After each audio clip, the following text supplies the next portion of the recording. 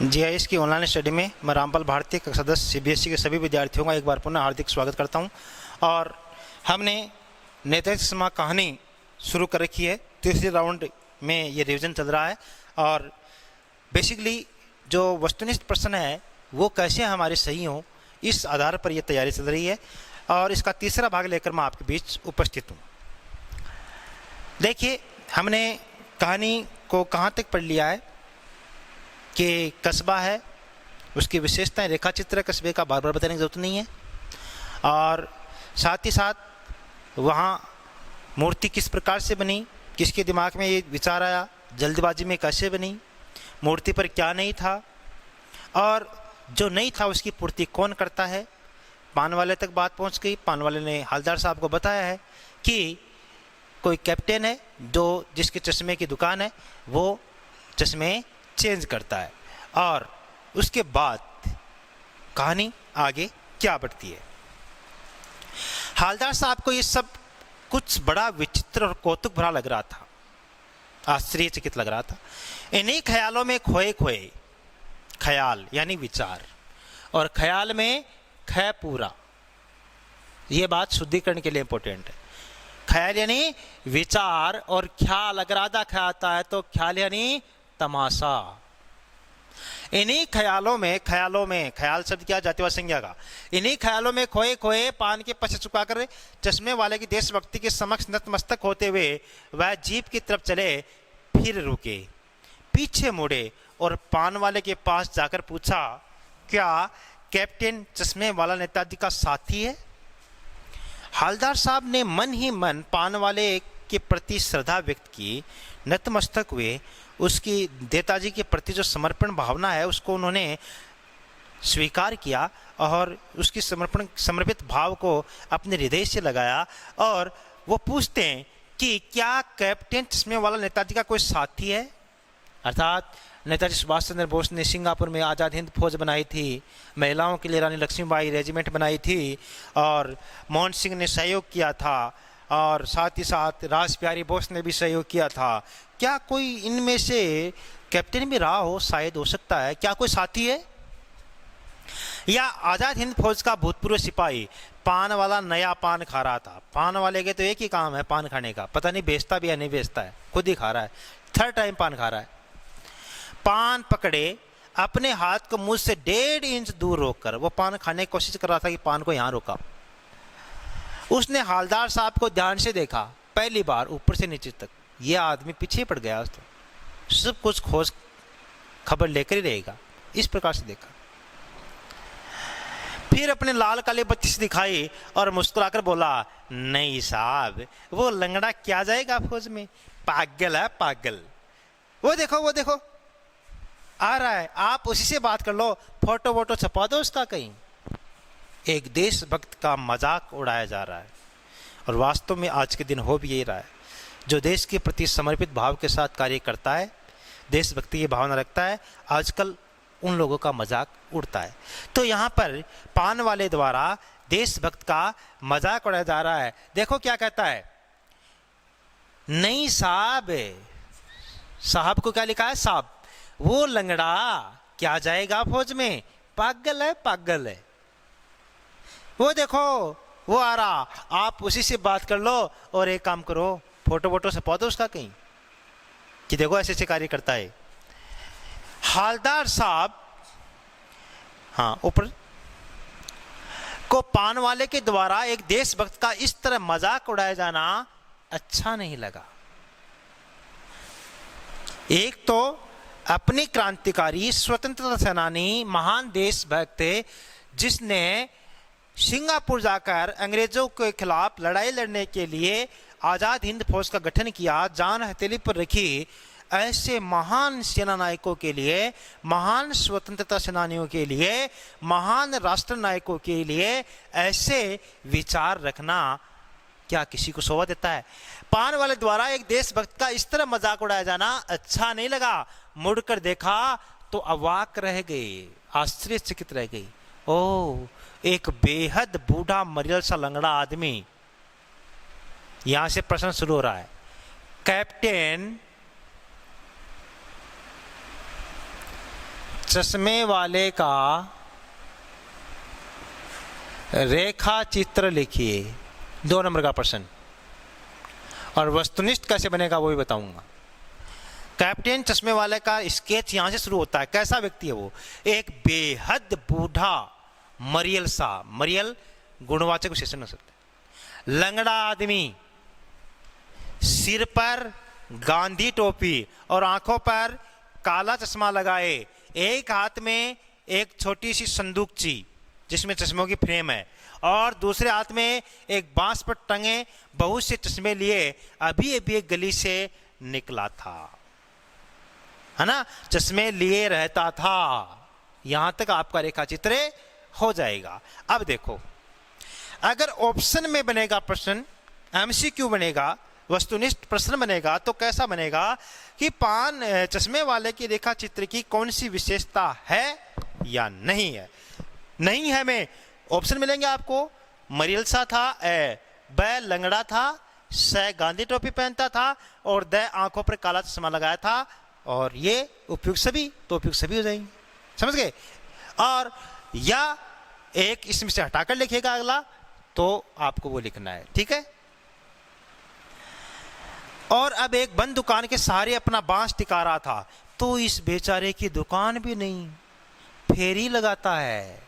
और वहां पहले पिछले वीडियो में हमने क्या जाना है कि मान लो कोई कैप्टन नाम का व्यक्ति है, उसके एक छोटी सी दुकान है, उस छोटी सी दुकान में गिने चुने फ्रेमों में से एक फ्रेम संभवतः वो ग्राहक को नेताजी की मूर्ति से हटाकर दे देता होगा। ये क्या था? ये था अनुमान, अंदाज था ये। जबकि रियलिटी क्या है? रियलिटी ये है कि उस बेचारे के पास दुकान भी नहीं है, फेरी लगाता है, घूम घूम कर चश्मा बेचता है। हालदार साहब चक्कर में पड़ गए, पूछना चाहते थे इसे कैप्टन क्यों कहते हैं? लंगड़ा है, मरियल सा है, बूढ़ा है, गांधी टोपी पहनता है, सेना में नौकरी की नहीं है, और जो सेना में नौकरी करता है उसको कैप्टन कहते हैं, मगर इसको कैप्टन क्यों कहते हैं? क्या यही इसका वास्तविक नाम है? रियल नाम क्या इसका यही है?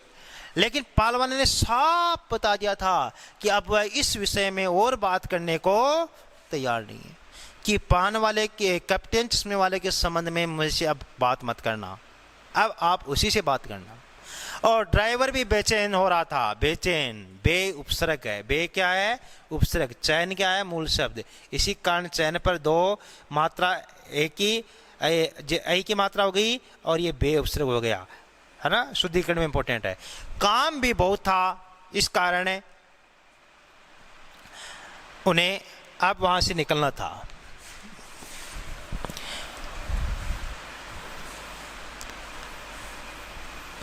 हालदार साहब जीप में बैठकर चले गए। 2 साल तक हालदार साहब अपने काम के सिलसिले में उस कस्बे से गुजरते रहे, लगातार 2 साल तक, हर 15 दिन के बाद उस कस्बे से गुजरते रहे और नेताजी की मूर्ति पर बदलते हुए चश्मों को देखते रहे, कभी गोल, कभी लाल, कभी काला, कभी धूप का चश्मा, कभी बड़े बड़े कांच वाला गोको चश्मा, पर कोई न कोई चश्मा होता जरूर। उस धूल भरी यात्रा में हालदार साहब को कौतुक और प्रफुल्लता के कुछ क्षण देने के लिए। यह बात अब तक है। हाँ, आगे देखो, फिर एक बार ऐसा हुआ कि मूर्ति के चेहरे पर कोई भी, कैसा भी चश्मा नहीं था। उस दिन पान की दुकान भी बंद थी और चौराहे की अधिकांश दुकानें बंद थी। संख्यावाचक विशेषण, अनिश्चित संख्यावाचक विशेषण, अधिकांश, अधिकतर, लगभग, ज्यादातर, कम, ज्यादा, अधिक, पर्याप्त, काफी आदि के साथ अगर कोई संख्या का वर्ड आता है तो वो क्या बन जाता है? संख्यावाचक विशेषण बन जाता है।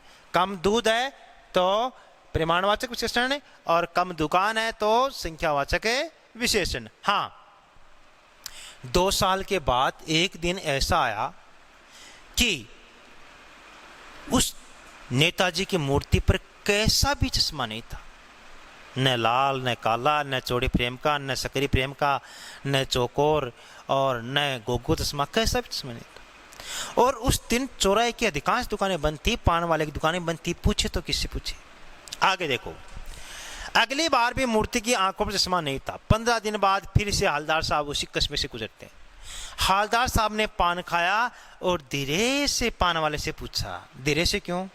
क्योंकि पान वाले के स्वभाव से हवलदार साहब अच्छी तरह से परिचित थे कि बुला चपला कर इससे अगर कुछ बात पूछ सकते हैं तो पूछ सकते हैं, लेकिन ये बड़े टेढ़ी किस्म का आदमी, इसलिए धीरे से पूछा, क्यों भाई, क्या बात है?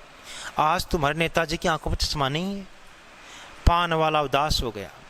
उसने पीछे मुड़कर मुंह का पान नीचे थूका और सिर झुकाकर अपनी धोती के सिरे से आंखें पोंछता बोला, साहब, कैप्टन मर गया। और कुछ नहीं पूछ पाए हवलदार साहब। कुछ पल चुपचाप खड़े रहे, फिर पान के पैसे चुकाकर जीप में आ बैठे और रवाना हो गए। इस बार पान वाला उदास हो गया और कहता है कि साहब, कैप्टन मर गया।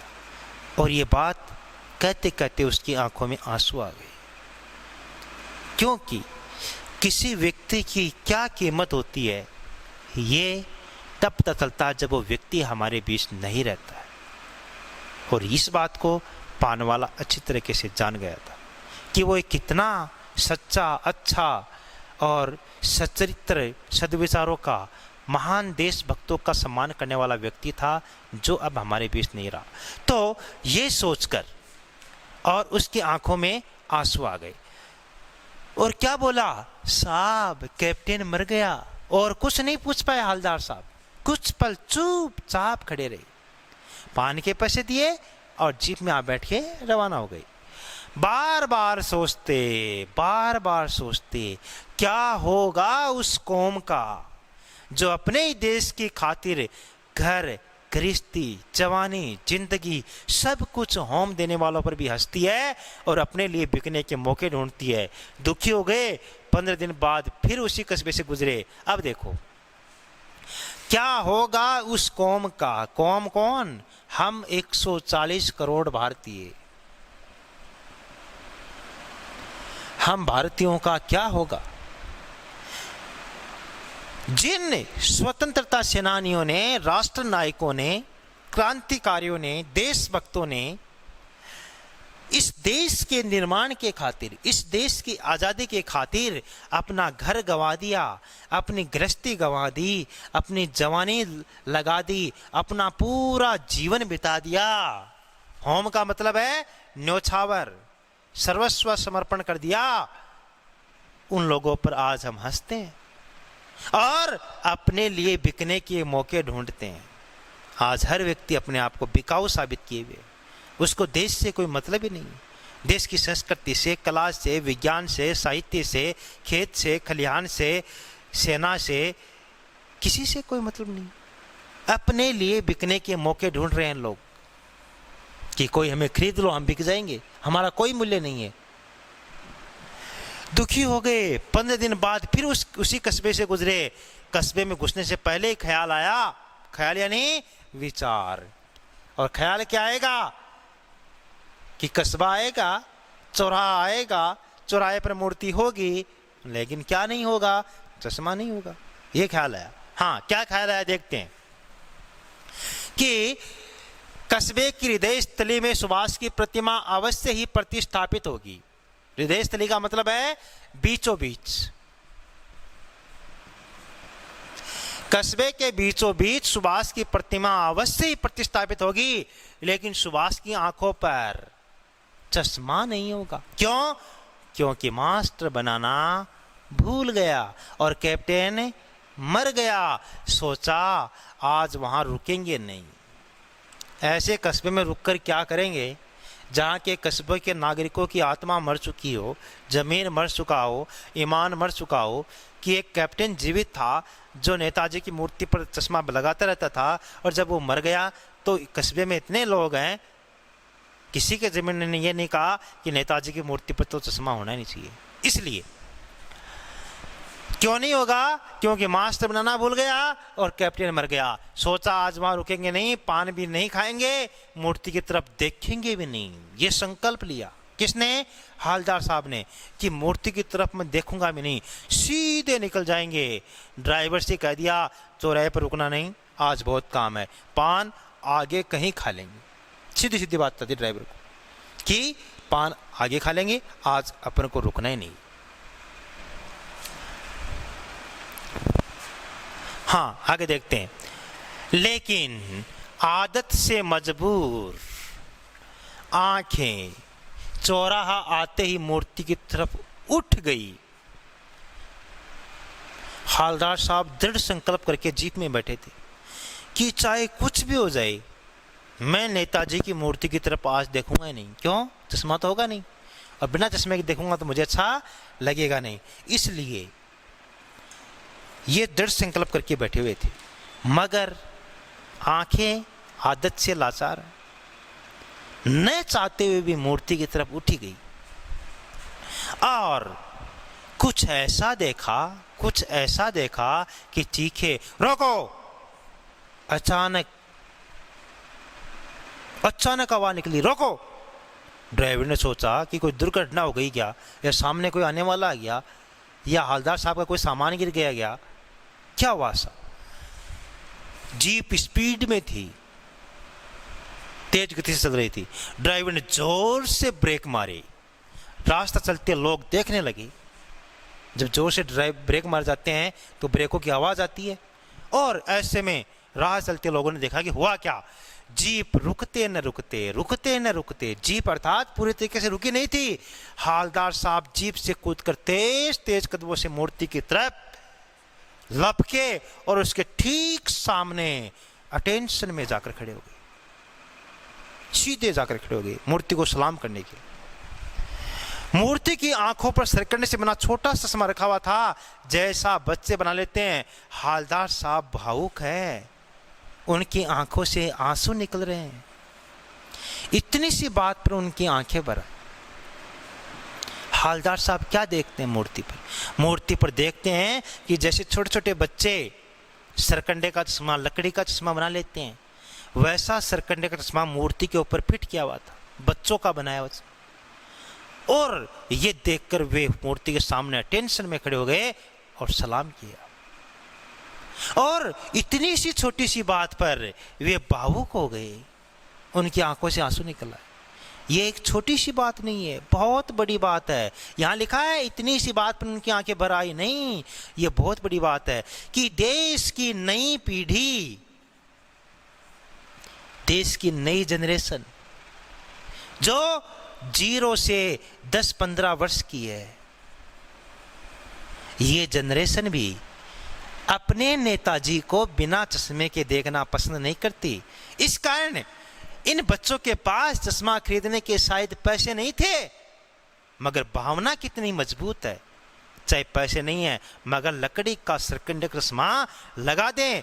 क्यों? क्योंकि हमारे नेताजी की पहचान चश्मे से है, और हम अपने नेताजी को, अपने महान देशभक्त को, महान राष्ट्र नायक को, महान स्वतंत्रता सेनानी को बिना चश्मे के देखना कतई पसंद नहीं करते हैं। इसलिए इस बात पर उनकी आंखें भर आई, और ये बहुत बड़ी बात है।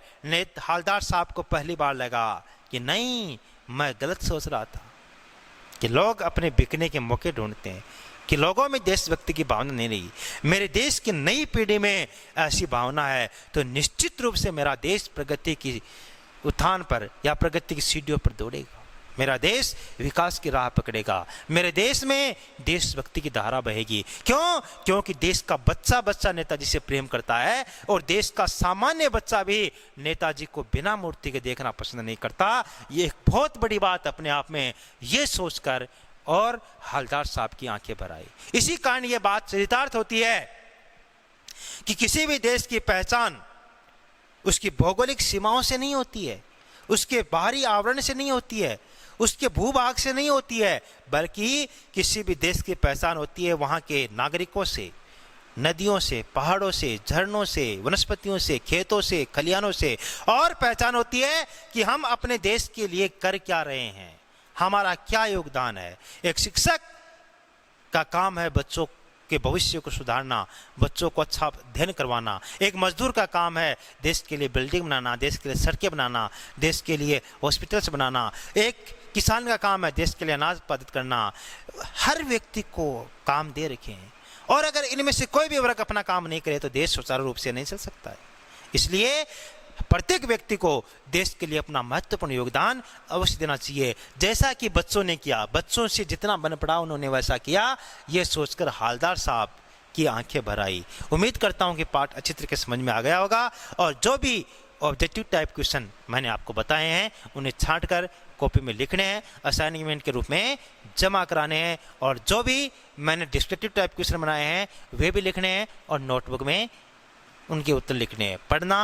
पढ़ाई के साथ कोई समझौता नहीं करना है, और ऐसे ही पढ़ते रहोगे, इसी प्रकार से वीडियो देखते रहोगे तो हमारा रिजल्ट भी बहुत शानदार होगा। उम्मीद यही करता हूँ। आज के लिए बस इतना ही। बहुत बहुत धन्यवाद।